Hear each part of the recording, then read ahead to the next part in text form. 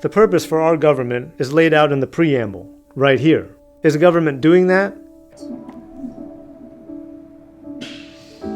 So, it's difficult to say, isn't it? Because, it's what the government is trying to do, because I guess you have the you have the Congress and the Senate, which is, I guess, is a divided political houses. So, I don't know that much about the agenda of the current Biden administration.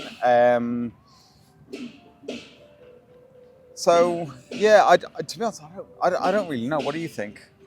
So I think it's difficult to say. I think in the US there has been a sequence of, I would say, governments that are actually kind of thinking more about the individualistic view of kind of we have to become richer on our own. And I think that's kind of what have brought to kind of destroy the welfare state, if there was any.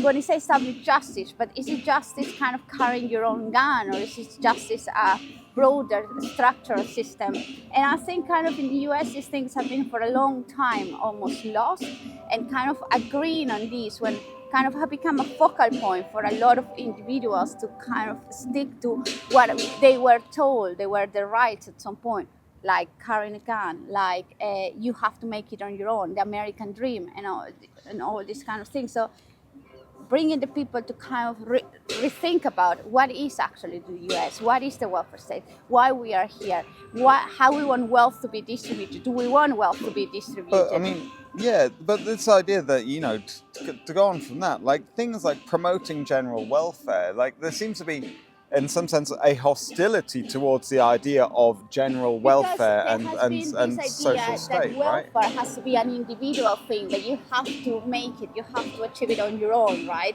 And there should be no government intervention, when actually we know that that's not really how it works, that the structure matters, that the institutions where these things develop really matter. And therefore, but kind of changing the mentality of the people to see a bit about the bigger picture, I think it's going to take some time in a way, and I think this is kind of one of the key problems. Like if you think, or you want to compare to the UK, a lot of problems over there too. But for instance, people are convinced that the NHS is an important institution. That's the National Health Services in the UK. It's an important institution. It's part of your rights to have public health service. It's less and no one in the UK or even in Europe will kind of say, you know what, we need to carry a gun. Oh, well, no one is.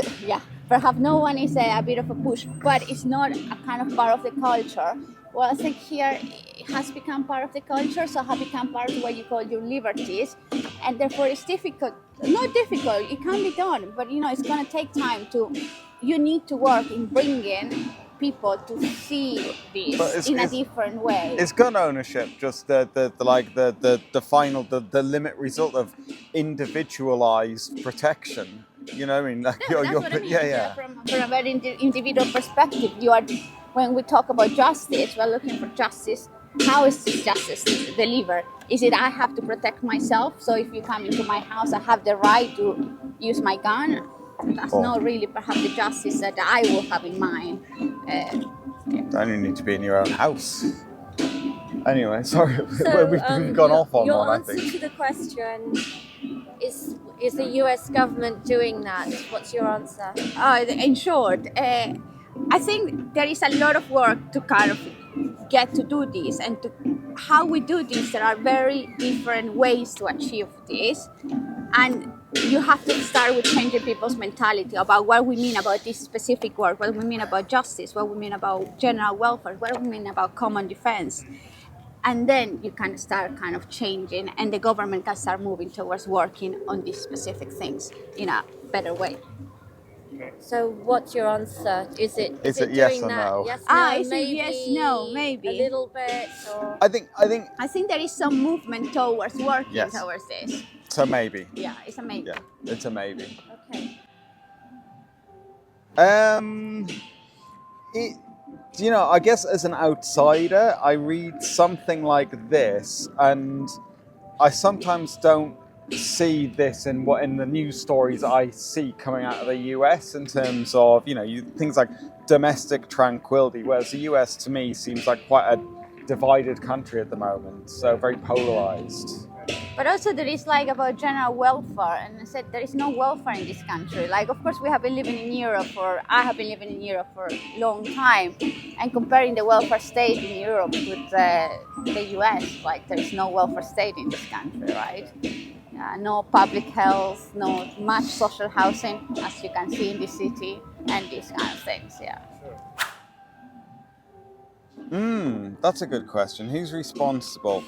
Well, I mean, ultimately, the people are, I suppose, responsible, but when you have a polarized society, the idea is how do you form a consensus on what any of these things are? So in theory, the people should be responsible. The government is responsible to the people, but when the people can't agree on what represents what justice means, what general welfare means, I guess it's difficult, right? Okay, what do you say? Who's responsible to make sure government does this? It's going to be a system of check and balances. So the government is responsible for the government to do this, but this depends on the people. So it has to be a feedback system in which kind of the people keep checking what the government does, and the government institutions, the Supreme Court and all these kind of things work towards kind of make sure that these things are done. Okay. So it's the government's responsibility and the people's responsibility? Yeah. Sweet. I don't know. That's all the questions. Cool. Okay, well, what are your